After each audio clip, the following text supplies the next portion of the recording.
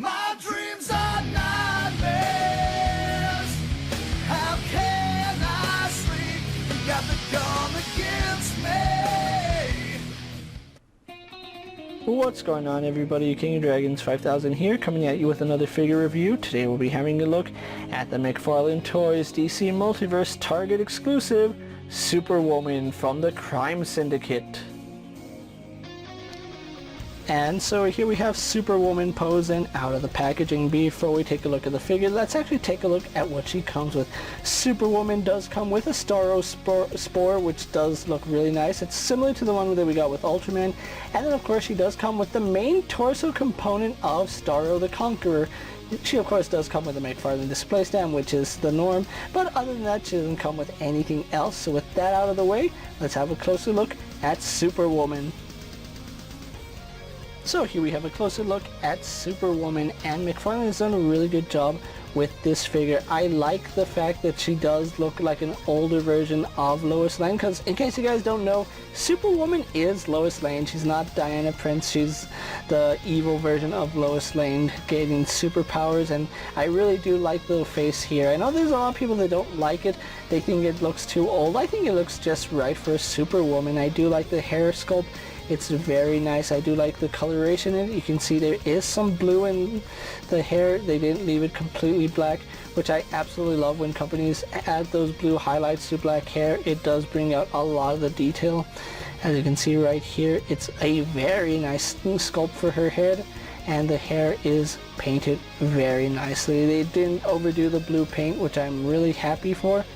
And then the face, like I said, a lot of people don't like it, but me, I don't mind it. I think this is much better than the Ultraman face. Ultraman kind of looked like Donald Trump. This, I think, is acceptable, because even with the shadows, as you can see, still a really nice look. Now, my only complaint is that she does have the side eyes looking to the right. I would have much preferred a more neutral look for the character, but it is what it is, and McFarlane did a pretty decent job with that. Moving on to the rest of her costume, you can see she is wearing her black outfit, which does look really nice. I love the texturing on it. They added like this leather texture on it, which is very nice, and then we have some line work on it, which I'm okay with the line work. I think they add too many lines for the sake of adding lines, but this one isn't the worst offender, to be quite honest. It actually looks really nice. Her back is exposed, because you can see how it goes up to her neck and then goes around. Exposed back looks really nice. They actually did add some paint work here on Superwoman, so there is some paint on her flesh tone, which does look really nice, at least in some parts. On the back it looks good, and then we have nothing on her arms, which is a little bit unfortunate. I would have liked to see that paint throughout the figure. Having a look at her arms, since we're on the subject, she does have a little bit of staining right here from, I don't know if it was paint rub or something was rubbing up against this figure while it was in the production line, but yeah, we do have a little bit of paint bleed right there. We do have her wearing the bracers, which look really nice. They are done in this metallic slate, which I think that's a very nice color. Slate is one of my favorite colors, and they did a really good job just painting these gauntlets, and they look really nice. Now, unfortunately, she has a trigger finger hand on her right hand. I would have much rather preferred she come with two fists. You can see she does have a fist right here and the trigger finger right there. No idea why they keep giving us trigger fingers and they don't give us guns, but yeah, a little bit annoying. Then we go on to the rest of her outfit, where you can see it does continue that motif right here, and I do apologize about the train. On the back we do have almost, not really a cape, but it is kind of like a dress, a gown that comes down covering her backside, which does look really nice. I do like the texturing here, continues that leather motif, and again has some line work on it, which I'm okay with. Border lines like that, that's a perfectly acceptable line. And then like the stitch work that would go up here on her gown.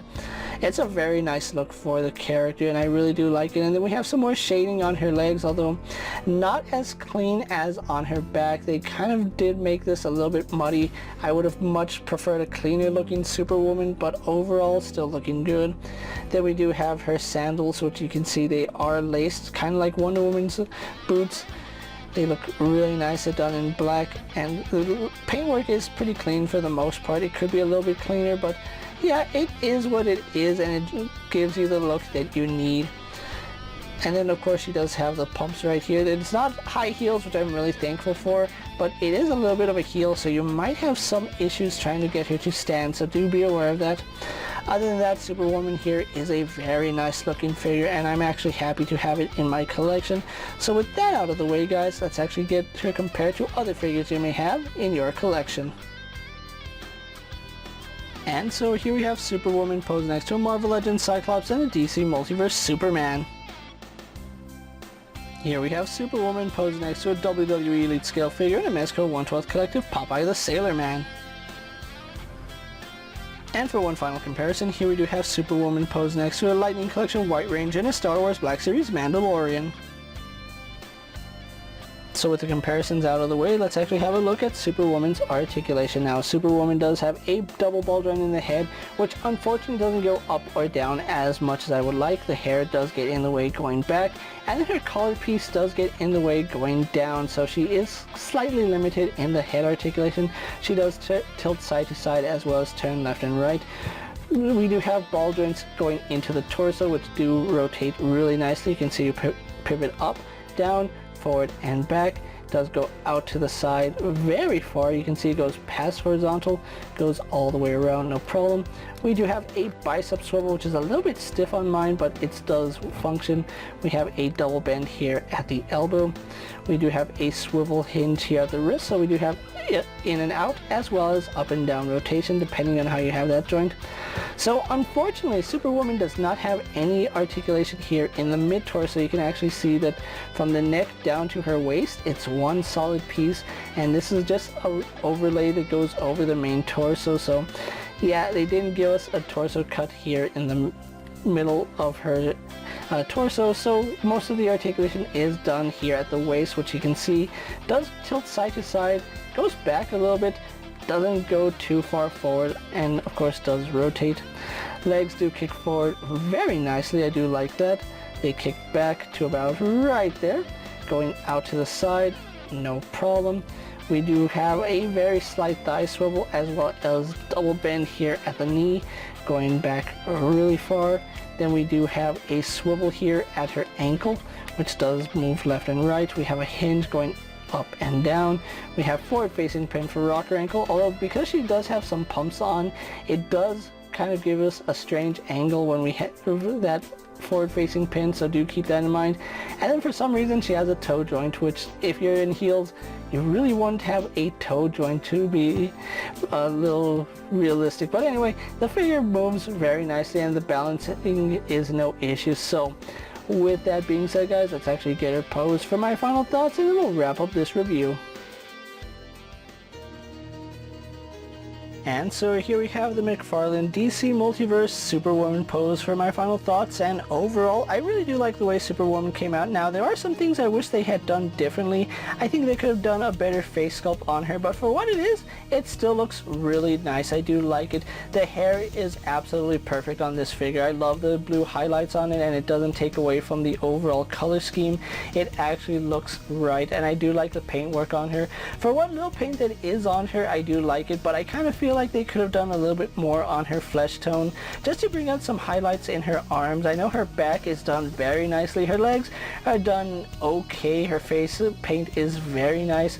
Overall, I do give this figure a passing grade, and one thing I do like about her is that she comes with another Starro Spore, which looks really nice. It's very similar to the one that came with Ultraman. If not, it is the exact same one. I am trying to figure it out because I am trying to like maneuver them to make them look the same, but they kind of do look different in some aspects. But overall, really do like Superwoman here. Now, she's not an essential part of the collection, but if you want to complete your Starro the Conqueror, she does come with essentially the main body part component of Starro. So yeah, you do need Superwoman here to complete Starro the Conqueror.